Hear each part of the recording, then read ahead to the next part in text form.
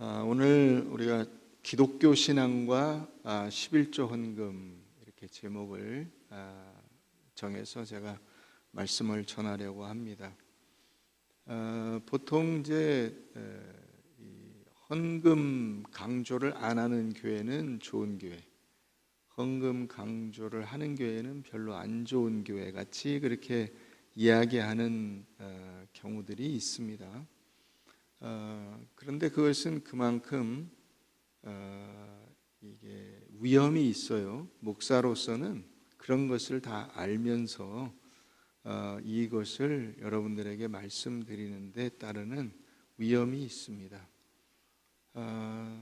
그러나 그럼에도 불구하고 제가 이 말씀을 여러분들에게 꼭 전하리라고 생각을 하는 것은 여러분들이 올바른 신앙이 무엇이고 바르게 신앙생활하는 것이 무엇인가를 잘 알고 인식하고 그 인식에 근거해서 신앙생활을 하도록 하는 것이 저의 책임이기 때문에 그렇습니다. 그래서 저는 제 책임을 잘 감당하려 합니다. 어느 중동의 왕자가 중병에 걸려서 미국으로 치료를 받으러 가게 됐습니다. 그래서 미국에 유명한 의사를 찾아서 그 의사에게 수술을 받고 다 나았습니다. 다 낫고 나서 그 의사가 좀 고민을 하게 됐어요. 얼마를 청구할 거냐, 이 사람이 중동의 왕자인데. 그래서 자기는 한 $10,000 정도 청구를 할까 했더니 옆에 있는 다른 의사 친구들이 야 무슨 소리야, 중동의 왕자인데 $50,000은 해야지, 아니 $100,000은 해야지, 그렇게 이제 이야기들을 합니다. 그래서 이 의사 집사님이 자기가 다니는 교회 목사님한테 그 조언을 구했습니다. 목사님 이렇게 지금 됐는데 어떻게 할까요? 그랬더니 그 목사님이 중동 문화를 잘 아는 중동 선교사 출신입니다. 그래서 그 집사님에게 그렇게 이야기합니다. 집사님, 이 중동의 왕자는 자기가 왕자라고 하는 그 프라이드가 대단합니다. 그러니까 그 청구서 금액란에 금액을 쓰지 마시고 그 밑에다가 그 왕자님께서 본인의 치료비에 합당하다고 생각되는 금액을 지불하여 주십시오, 이렇게 해라. 그래서 이제 그분이 그렇게 청구서를 줬어요. 청구서 금액란은 공란으로 남겨놓고 당신의 그 신분에 합당한 금액으로 지불을 하시오, 이러고 이제 청구서를 줬더니 그분이 이제 금액을 지불을 했습니다. 며칠 있다가 그 집사님한테 목사님에게 이제 전화가 왔어요. 목사님이 그 하라는 대로 했더니 그분이 $750,000을 치료비로 지불을 했습니다. 아, 그래요, 집사님 잘 됐네요. 이번 주말에 주일에 뵙도록 하겠습니다. 이러고 이제 전화를 했다는 것입니다. 왜 그 얘기를 하냐 이거죠.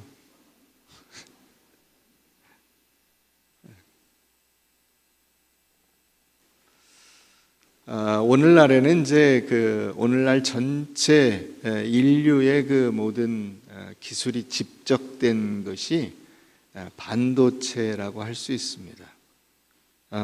반도체는 인간의 모든 지식과 또 기술을 합친 그런 종합적인 제품이라고 말할 수 있겠죠. 그게 고대에는 무엇이었냐면 실크였습니다. 비단. 그 고대에 이 실크는 이를테면 오늘날의 반도체와 같은 그런 위치였어요.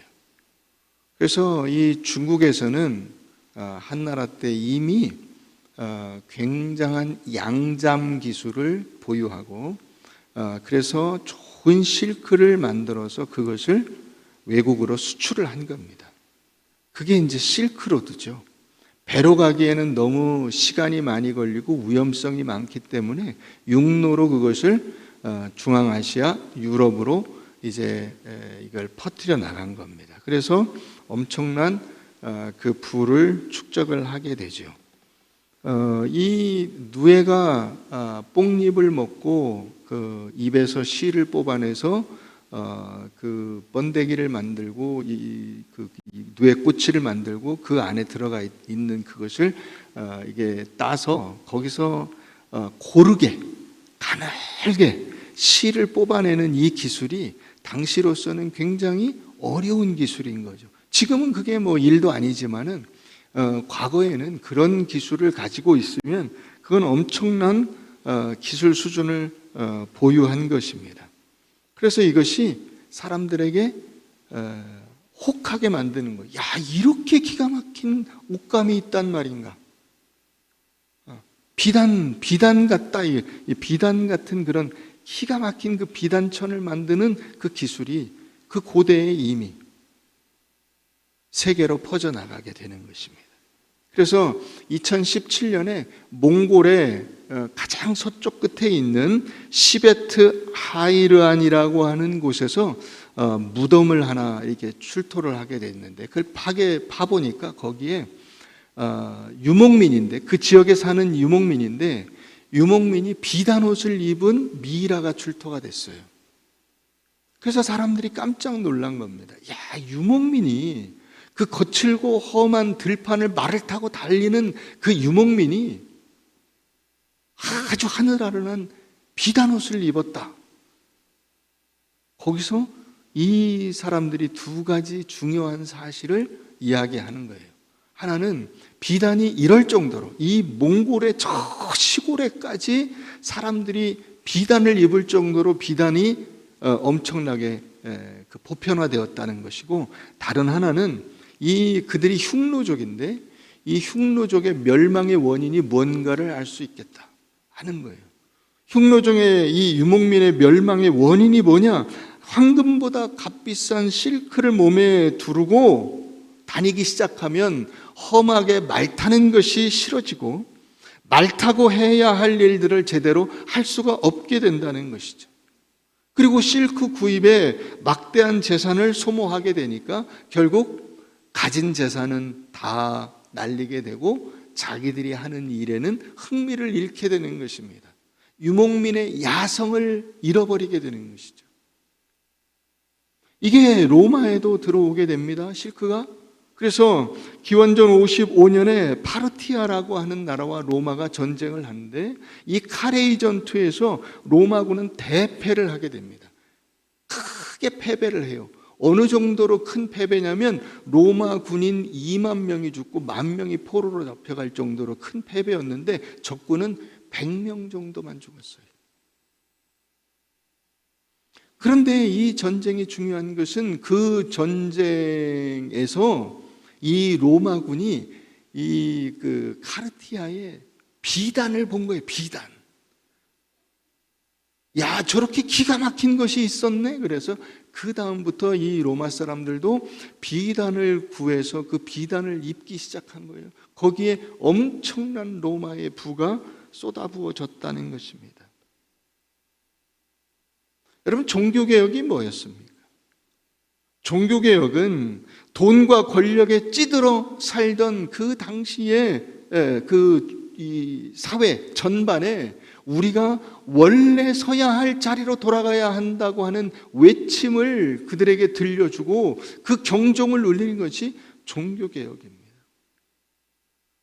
그런데 오늘날 그리스도인들이 돈에, 황금에, 편안함에, 부유함에 이런 것에 몰두하기 시작하면서 기독교는 야성을 잃어버리기 시작했습니다. 복음의 그 본질에서 벗어나기 시작했어요. 흉노와 로마가 그랬고 지금 한국 기독교가 그렇습니다.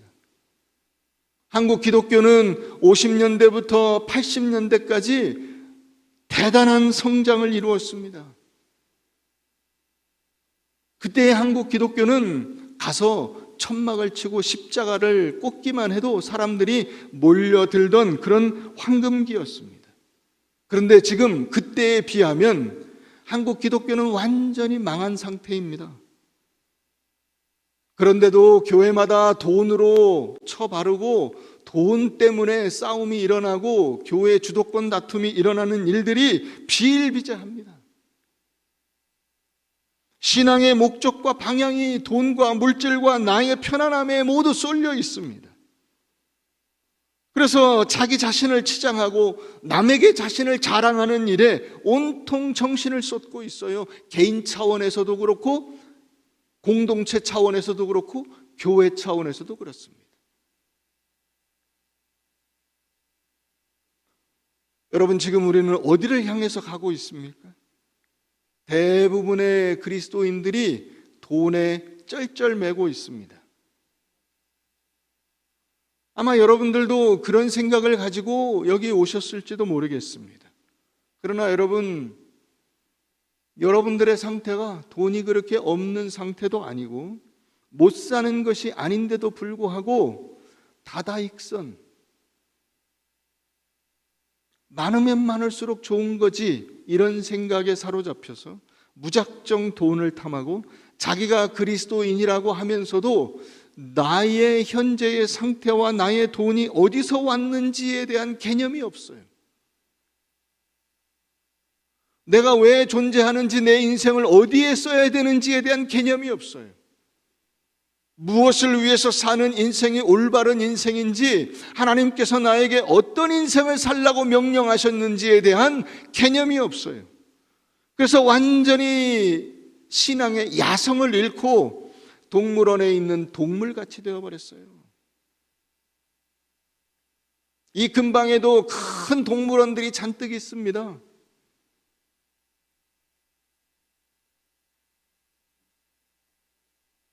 그 안에 들어앉아 있는 신앙의 야성을 잃고 그저 사람들의 구경거리가 되어버린 기독교인들이 얼마나 많은지 모릅니다. 야성을 잃은 채 초라한 구경거리가 되어버린 수많은 그리스도인들. 사람들은 조롱합니다. 들에 뛰어다니면서 짐승을 잡아먹어야 할 사자가 지금 사람들이 던져주는 닭고기를 먹고 있다. 사람들이 던져주는 소고기, 돼지고기를 먹고 있다. 야, 저 사자 봐라, 저 호랑이 봐라. 여러분, 세상이 교회에 대해서 던지는 그 조롱과 웃음소리를 들으십니까? 이유가 무엇인지 아세요? 여러분들의 머릿속에 들어있는 것이 무엇인가를 점검해 보면 알 수 있습니다. 오늘 우리가 읽은 본문 말씀은 조카 롯을 구하기 위해서 아브라함이 318명의 종들을 끌고 가서 적들과 전쟁을 해서 롯을 구해내 왔다는 이야기입니다. 그런데 그 이야기 속에 엉뚱한 인물이 등장을 하죠. 그게 누구냐면 살렘 왕 멜기세덱입니다. 이 살렘 왕 멜기세덱은 어디에도 근거가 없어요. 갑자기 나타났어요. 그래서 히브리서에서는 이것을 어떻게 해석을 하냐면 그 살렘 왕 멜기세덱이 예수 그리스도다, 하나님이시다, 이렇게 말씀하고 있습니다.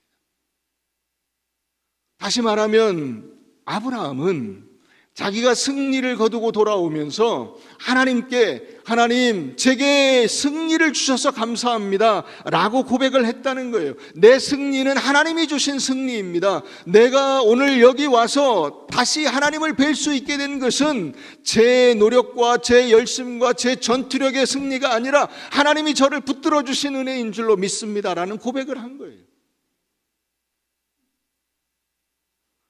여러분, 그러나 아브라함이 진짜로 고백한 것이 무엇이냐면 그보다 더 깊어요. 그건 단순히 그 승리가 아니라 하나님께서 아브라함을 그의 자녀로 삼아주시고 하나님께서 아브라함과 동행하시는 그 자체가 인생의 승리라는 거예요. 여러분, 생각해 보면 그렇지 않습니까? 저 갈대아 우르에 우상을 섬기는 그 집안의 아들 이 아브라함이라고 하는 사람을 하나님께서 선택하여 이 가나안 땅에 들이신 것 자체가 그의 인생에 얼마나 큰 영광이며 기쁨이며 능력이며 자랑이 됩니까?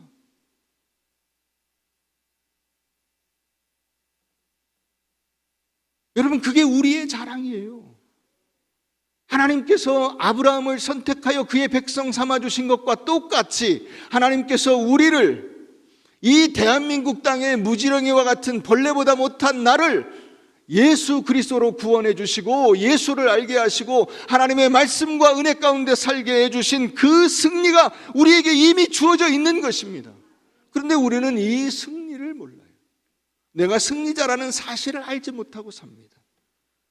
아브라함은 그것을 알기 때문에 소돔 왕이 야, 물건은 네가 가지고 잡은 포로는 나에게 다오 이럴 때 택도 없는 소리 하지 마라. 내 승리는 그런 세상의 승리가 아니다 라고 말을 하고 있습니다.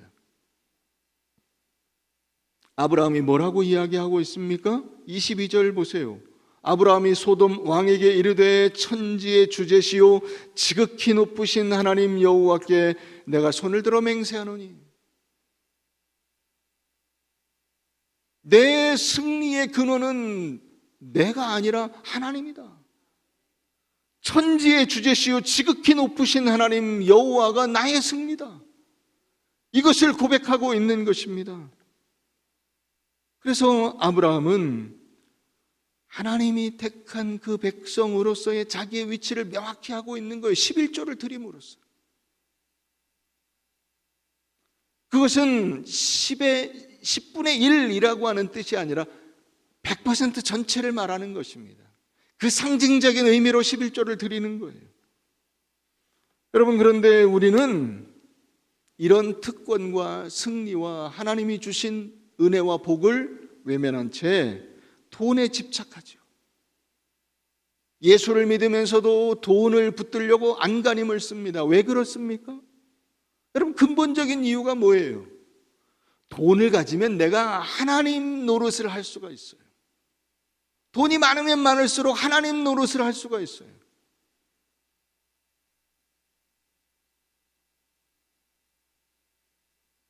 돈으로 안 되는 것이 없다 말하는 수많은 사람들이 그걸 얘기하는 거예요. 그 밑바탕에 한꺼풀 더 들어가면 돈 많으면 내가 하나님이지, 돈 많으면 내가 갑이지, 내가 남에게 꿀릴 것이 없잖아.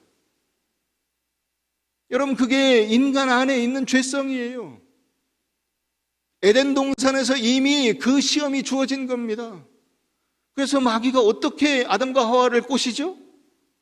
야, 하나님이 원래 너 저거 먹으면 네가 하나님 되는 건데 그럴까 봐 저거 못 먹게 하는 거야, 이렇게 꼬시죠. 아담과 하와 보고 하나님 노릇을 하라고 이야기하는 것입니다. 네 능력과 열심으로 네가 하나님이 될 수 있는데 왜 그걸 못해? 왜 그걸 안 해? 왜 그걸 주저해? 그래서 여러분, 지금 수많은 사람들이 돈에 눈이 벌게져서 돌아다니고 있는 겁니다. 그러나 아브라함은 자기의 인생의 가치가 돈에 있지 않다는 사실을 분명히 하고 있어요. 자기 인생의 가치는 어디 있어요? 천지의 주제시요 지극히 높으신 하나님 여호와께 있다는 사실을 고백하고 있습니다. 그것이 20절에도 나와요. 너희 대적을 내 손에 붙이신 지극히 높으신 하나님을 찬송할지로다. 멜기세덱이 하는 이야기예요. 아브라함이 거기다 대고 응답을 하는 거죠. 그렇습니다. 그렇습니다. 천지의 주제시요 지극히 높으신 하나님만이 나의 승리요 능력이요 방패요 권세요 요새입니다. 나는 그 하나님을 믿고 삽니다 라는 고백을 이 11조 예물을 드리면서 고백하고 있는 것입니다. 빌립보서 4장을 한번 가보겠습니다. 신약 322페이지 빌립보서 4장.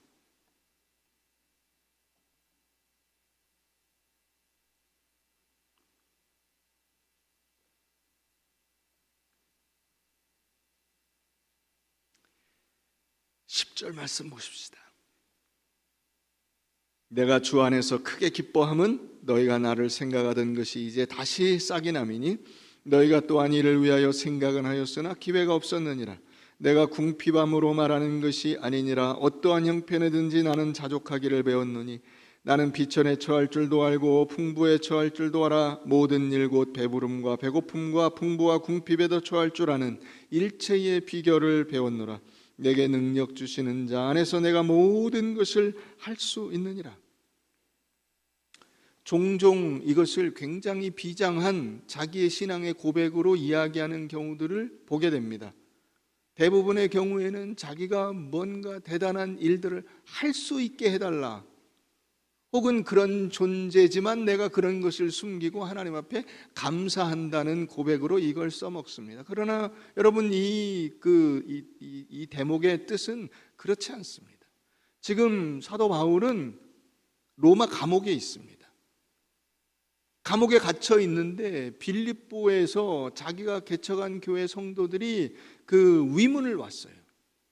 감옥에 있으니까 먹는 거, 입는 거, 쓰는 그 기본적인 물품 이런데 굉장히 어려움이 많을 것이라고 생각을 하고 여러 가지 위문품들을 가지고 사식을 넣어주고 이를테면 영치금을 넣어주러 온 겁니다. 그리고 물론 당연히 얼굴도 보고 이게 힘을 북돋아 주고 위로하려고 온 것이죠. 그런데 사도 바울은 내가 그것 때문에 기쁘지 않다라는 거예요. 아니, 물론 그렇게 온 것은 감사한 일이에요.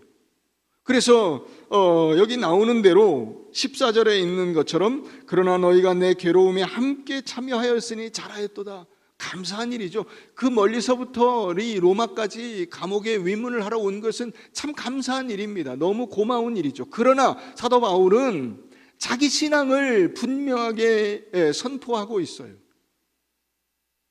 내가 여태까지 이런 영치금이나 사식이나 이런 물질적인 것으로 사역을 한 적이 없고, 그것이 없다고 해서 내 사역이 막힌 적이 없었다.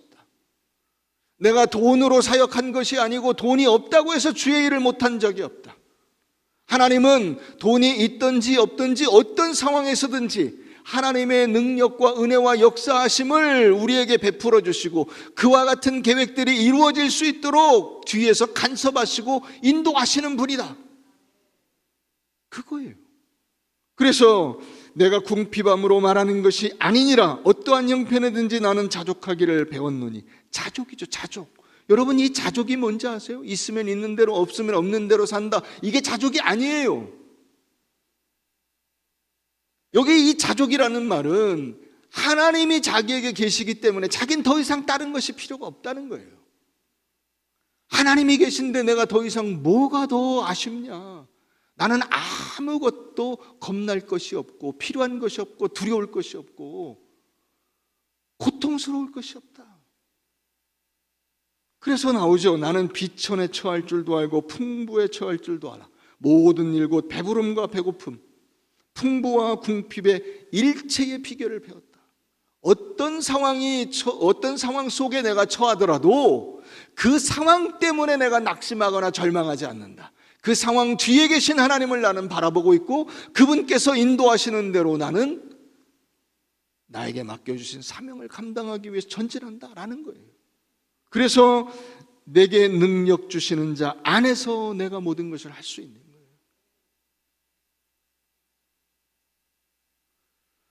여러분, 하나님께서 여러분들의 인생 속에 때로는 고난으로, 때로는 어려움으로, 때로는 풍부함으로, 때로는 가난함으로 여러분들에게 섭리하시더라도 어떠한 순간에도 여러분들이 이와 같은 신앙의 태도를 놓치지 마시기를 바랍니다. 모든 복은 다 하나님께 있는 거예요. 내 능력, 건강, 재주, 이런 재물 이런 데 있지 않아요. 여러분, 주머니에 돈이 두둑하면 안심이 되시고 하나님도 필요 없고 다 필요 없다, 나는 배부르고 좋다, 그렇게 생각하세요? 그럼 신앙이 아직 멀은 거죠. 멀은 거예요. 아직 까마득한 거예요. 갈 길이. 건강하면 당당하고 그러면 몸이 약해지면 그 다음에 어떻게 하실 건데요? 우리의 인생의 힘이 그런 데 있지 않다고요. 사도 바울이 그래서 감옥에 있으나 말하는 거예요. 모든 것의 일체의 비결을 나는 이미 경험했고 그것을 지금 누리고 있노라고 말하고 있는 거예요. 하나님의 사랑과 은혜와 인도하심과 복주심과 그 약속 아래 있는 것을 내가 누리는 것, 그걸 아는 것 자체가 승리예요. 인생의 승리예요.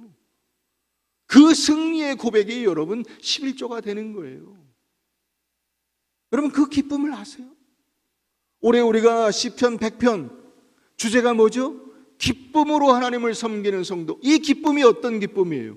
이게 주머니에 돈이 들어오는 기쁨이거나 내가 잠시 건강을 회복한 기쁨이거나 내가 뭔가 하려는 일들이 잘 되는 기쁨, 그런 정도가 아니에요. 물론 그런 일들이 있으면 기쁘죠.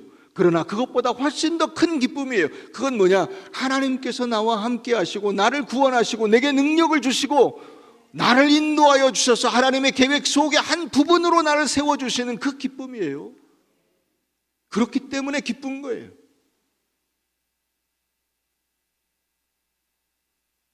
그 기쁨을 알 때 여러분 우리는 당당하게 우리의 인생을 살아갈 수가 있는 겁니다. 조금 돈이 없다고 해서 위축되거나 열등감을 가지지 않고 주머니에 돈 좀 있다고 해서 고개 빳빳이 들고 그 남들 하대하고 무시하는 그런 정도의 이 저급한 인생이 아니라 하나님께서 나와 함께 하시기 때문에 어느 누구 앞에서도 당당할 뿐 아니라 어느 누구 앞에서도 겸손할 수 있는 사람이 되는 거예요. 우리 디모데전서 6장을 가봅니다. 그 뒤에 조금 더 뒤로 가시면 디모데전서 6장이 있어요.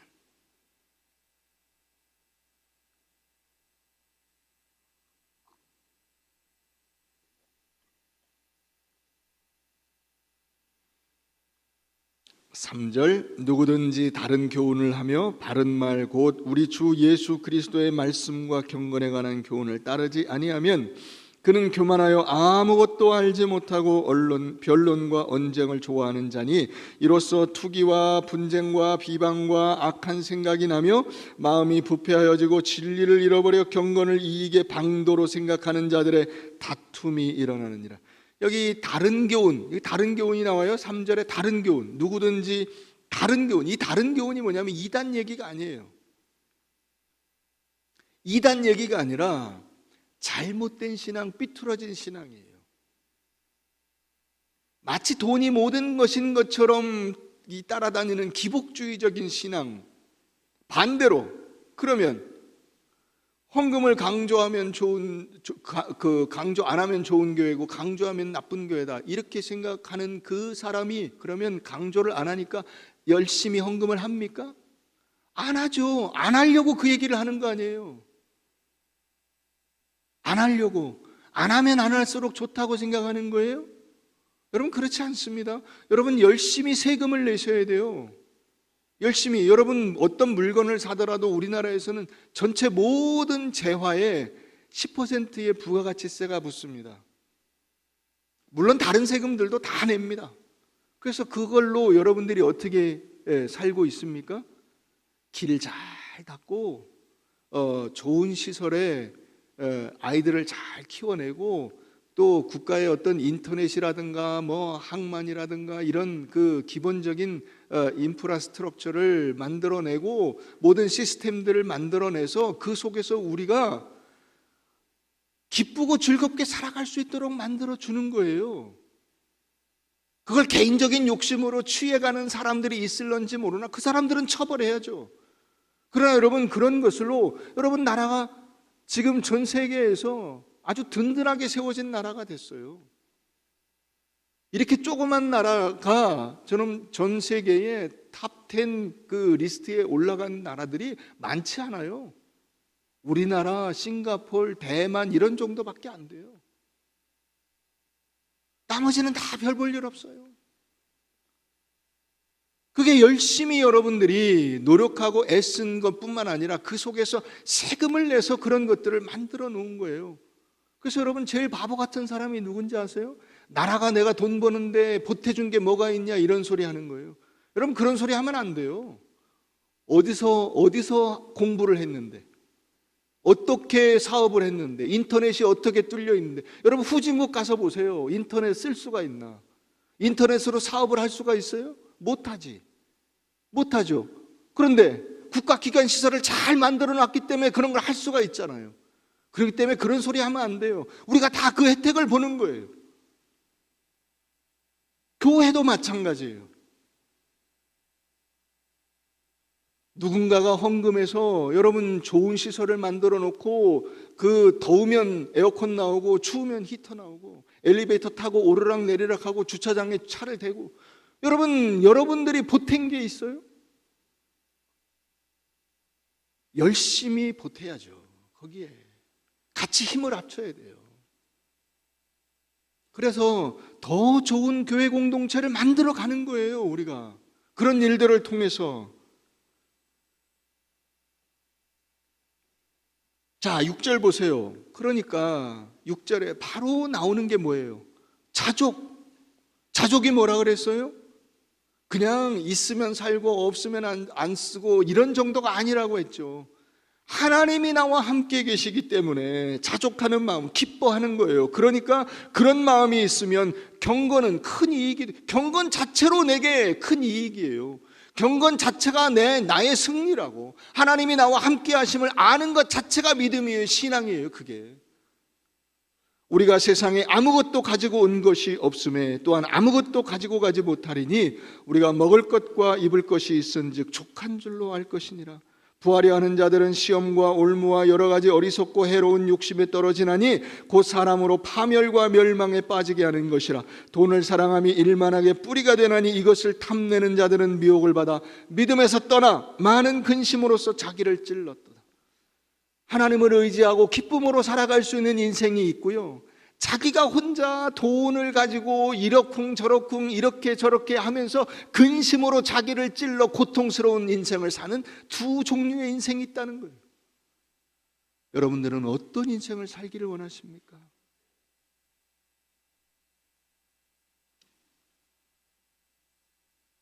모든 성도가 다 11조를 합니다. 모든 성도가.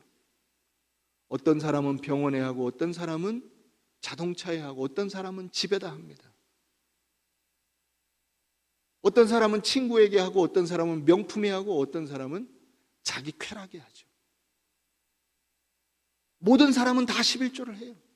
이미 모든 사람이 다 묵상을 합니다. 어떤 사람은 하나님의 말씀을 묵상하고 바이블 라이프로 묵상합니다. 어떤 사람은 음악을 묵상하고 어떤 사람은 탐욕을 묵상하고 어떤 사람은 세상을 묵상합니다. 가끔 보면 11조를 안 해도 된다 이렇게 주장하는 사람들이 있어요. 여러분, 그런 얘기가 솔깃하게 들리세요? 그럼 그런 이야기도 들리시죠. 부모에게 효도 안 해도 된다 이런 얘기도 들리시죠. 자식을 안 키워도 된다 그런 얘기도 솔깃하게 들리시죠. 하지 마세요. 그거 뭐하러 하세요? 11조도 하지 마시고 부모에게 효도도 하지 마시고 결혼도 하지 마시고 자식도 낳지 마시고 하기 싫은 걸 뭐하러 하세요? 그러나 그렇지 않죠. 여러분, 우리가 선교 헌금을 안 해서 선교사 그 후원을 안 하면 그 선교사가 굶어 죽을까요? 사역이 막힐까요? 아닙니다. 하나님은 더 놀라운 방법으로 그 선교사를 도우시고 그 선교 사역이 놀라운 결실을 맺도록 하나님이 역사하실 것입니다. 그러나 내가 그 일에 동참함으로써 하나님의 일을 이루는데 나도 함께 힘을 합치는 그 기쁨과 은혜로 사역을 할 수 있게 되는 거예요. 이걸 우리가 놓치면 안 되는 거예요. 내가 하나님을 믿고 믿음으로 산다는 것, 내가 속한 믿음의 공동체를 위해서 열심히 기여한다는 것에 여러분들의 마음을 여러분들이 두신다면 여러분 열심히 하십시오. 11조 열심히 하시고 제대로 하세요. 제대로 말씀대로 살아보세요. 제대로 감사헌금 하시고 제대로 봉사하시고 여러분들의 힘을 내서 무언가에 같이 동참하며 거기에 여러분들의 노력과 에너지를 보태세요.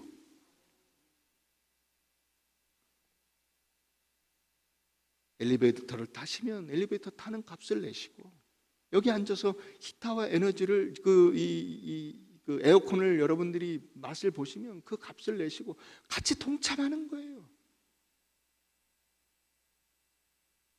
거기에 기쁨이 있는 거예요.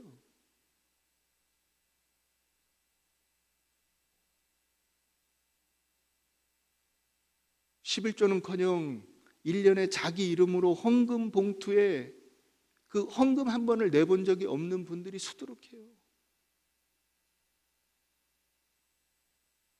주일 헌금만 어떻게 낸 거예요. 그러니까 감사헌금, 무슨 선교헌금 이런 그 헌금 기록 자체가 하나도 없는 분들도 있어요.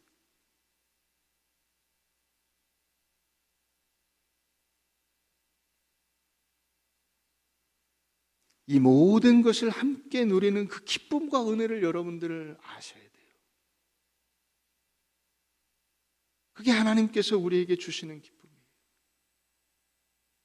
제가 11조에 관한 이 말씀을 네 가지로 정리해서 여러분들에게 말씀을 드리고 오늘 말씀을 맺겠습니다. 먼저 첫째로 11조와 헌금은 나를 사랑하시는 하나님의 은혜와 복 주심에 대한 감사의 표시예요. 내가 가진 모든 것이 하나님께로부터 왔습니다 라는 고백이에요. 그게 그 고백을 하는 거예요. 두 번째로 11조와 헌금은 나를 교회 공동체 속에 넣어주신 하나님의 뜻에 따라서 내가 책임을 감당하는 거예요. 네가 교회 공동체 안에 들어가서 거기서 네가 할 수 있는 것 열심히 책임을 감당해라. 그게 우리가 교회를 다니는 거예요. 하나님께서 이 교회를 세우시고 곳곳에서 이 교회를 통해서 신앙생활을 하게 하신 의미가 바로 거기에 있는 거예요. 그래서 여러분 이 헌금을 할 때는 자기가 영적으로 그 영의 양식을 먹는데, 내가 말씀을 받는데, 나를 축복해주고 내가 헌신할 수 있는데 거기다 헌금을 하는 거예요. 보통 교회는 어디에 다니면서 헌금은 딴 데 하는 사람들이 종종 있습니다. 여러분 그건 올바른 신앙이 아니에요. 그건 하나님을 믿지 못하고 내가 자꾸 하나님 노릇을 하려고 해서 그래요. 여러분 예를 들어서 어떤 어려운 교회가 있어요. 그래서 그 교회에 여러분들이 우리 교회 다니면서 어려운 교회 헌금을 한다고 칩시다. 여러분 하나님이 그러면 여러분들이 하나님 역할을 그걸로 할 수 있어요? 예를 들어서 30만 원 헌금을 한다고 쳐요. 그러면 여러분 하나님이 11조 교회는 한 명만 보내주면 되는 거 아니에요? 그 교회에. 하나님이 그런 일을 하실 것을 믿고 그분께 맡겨드리는 거예요. 나는 여기서 신앙생활 열심히 하고. 그러면 하나님이 한 명만 보내실 수 있어요? 10명, 100명을 보내실 수 있는 거죠. 그걸 우리가 깊이 생각해야 돼요. 하나님의 은혜에 여러분들이 모든 것을 맡겨드리세요.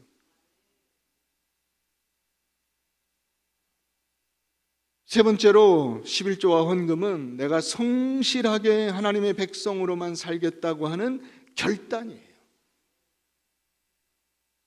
그 포항에 유명한 이야기가 있어요. 거지와 11조 얘기. 이 포항의 어느 교회, 지금부터 좀 이게 세월이 좀 지난 이야기인데, 한 교회에 이 거지들이 많이 왔어요. 왜냐하면 그 교회에서 이 거지들한테 잘해줬어요. 먹을 것도 주고 뭐 필요한 것들도 지원해주고 이렇게 하니까 거지들이 많이 왔는데, 그 거지 중에 한 거지가 아주 특이한 거지가 있어요. 이런 거지 같은 거지 이런 게 아니고 제대로 된 거지가 하나 있었어요. 그 거지는 토요일 날마다 이 목사님을 찾아와서 자기가 일주일 동안 이 받은 동량의 11조를 하고 갔어요. 그래서 이제 목사님이 야, 거지가 무슨 11조냐 그랬더니, 목사님 제 돈은 더럽다고 생각하세요? 왜 뭐라고 하세요? 저 어릴 때부터 신앙생활 열심히 했어요. 그러니까 받으세요. 야, 그러면 주일날 예배를 나와. 그랬더니 제가 목욕도 안 하고 옷도 더럽고 냄새 나는데 주일날 와서 그 예배당에 앉아 있으면은 얼마나 성도들이 불편하겠어요. 그러니까 제가 목사님 생각해서 주일날 안 나오는 겁니다. 이 11조 받으세요. 그게 매주마다 11조를 하고 가는 거예요. 근데 어느 날 토요일인데 안 온 거예요. 그래서 이 거지가 죽었나 어떻게 됐나 궁금했는데, 그 다음 주에 짠 하고 나타났어요. 양복을 입고. 야, 너 어쩐 일이냐 그랬더니, 목사님 이제 제 직업을 바꿨습니다. 저는 이제 구두 닦기로 일을 합니다. 그래서 열심히 구두를 닦고 나중에 구두방 사장이 되었다는 그런 이야기예요. 여러분 11조를 하면 계산기로는 여러분들에게 손해가 될 거예요. 그런데 이상하게도 11조 헌금을 드리는 분들이 굶어 죽지 않는 이유는 성실하게 살기 때문에 그런 거예요. 거지도 11조를 하고 여러분 열심히 자기 이 앞길을 개척하기 위해서 애를 쓰면서 살아갈 때에 그의 앞길이 열려지는 것인데, 예수 믿는 사람이 11조를 함으로써 여러분들의 마음속에는 성실하고 최선을 다해서 내 일에 전념해야 되겠다는 마음이 저절로 생기잖아요. 그게 우리의 인생의 원동력이죠. 여러분, 하나님께서 나와 함께 하심에 대한 확신을 가지고 열심히 매일매일 한눈 팔지 않고 사는 거예요. 그래서 여러분, 11조 하는 사람은 복권 이런 거 사지 않아요. 투기 이런 거 하지 않습니다. 하나님이 나와 함께 하심에 대한 확신을 가지고 헛된 데 정신 팔지 않아요. 그것이 여러분 올바른 신앙이에요. 네 번째로 11조와 헌금은 하나님의 사람들을 세우고 복음을 전파하고 선교 사역을 감당하고 다음 세대를 세우는데 투명하게 최선을 다해서 사용하겠습니다. 여러분, 이런 모든 사역에 제일 중요한 사람이 있어요. 그게 누구냐면 목사입니다. 목사가 정신 한 대 팔면 교회 무너지는 거예요. 여러분 경험해 보셨잖아요. 목사가 정신 똑바로 차리고 있으면 아무 문제가 없어요. 교회 11조를 뭘 믿고 드립니까? 그렇죠. 세상에 믿을 놈이 하나도 없다는 것을 여러분들이 수도 없이 많은 경우를 통해서 보셨기 때문에 의심을 가지실 수 있습니다. 그러나 여러분, 하나님께서 우리에게 주신 이 귀한 사역을 그럼에도 불구하고 우리가 포기하지 아니하고 함께 힘을 합쳐서 제가 제정신 차리고 여러분들도 열심히 헌신하며 봉사하며 주의 일에 우리가 함께 협력할 때에 놀라운 하나님의 은혜가 여러분들에게 쏟아지게 되며 우리 꿈과 사랑의 교회를 통해서 이루어지게 될 줄로 믿습니다. 처음 얘기로 돌아가서 이제 그 왕자에게 75만 불을 받은 그 집사님이 이제 목사님한테 다음 주일날 봬요 했잖아요. 주일날 봬요 목사님이 그랬대요. 근데 토요일이 되니까 목사님한테 편지가 왔어요. 그래서 그 헌금 봉투가 하나 들어있고 거기에 이제 목사님의 편지가 들어있습니다. 집사님은 하나님 나라의 왕자입니다. 하나님 나라의 왕자의 신분에 합당하게 감사하십시오.